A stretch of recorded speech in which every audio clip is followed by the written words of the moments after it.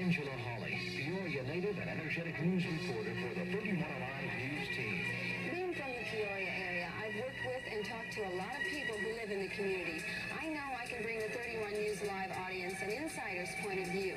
Our community is full of news events, and knowing key issues and people comes naturally to me.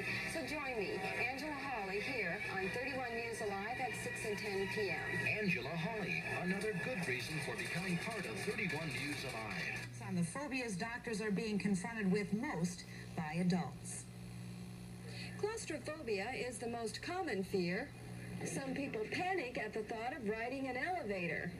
But many people manage to live with claustrophobia by avoiding elevators, subways, and the like. Phobias about objects and animals are also common, but they're more difficult to control because these things can appear unexpectedly.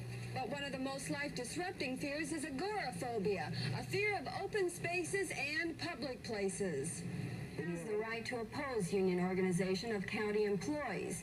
At this point, those interested in joining a union can't legally do too much, but they may form informational picket lines, which they did this morning. And a group will be meeting tonight, Dan, at the Disabled Veterans Hall at 7:30 to discuss what they'll do from here. Illinois river levels are beginning to lower, but the residents of Liverpool are still preparing for the flood of '79. Flooding isn't unusual for this riverside community, but this year it's worse than usual. The water has risen another 5 inches here in the past 24 hours.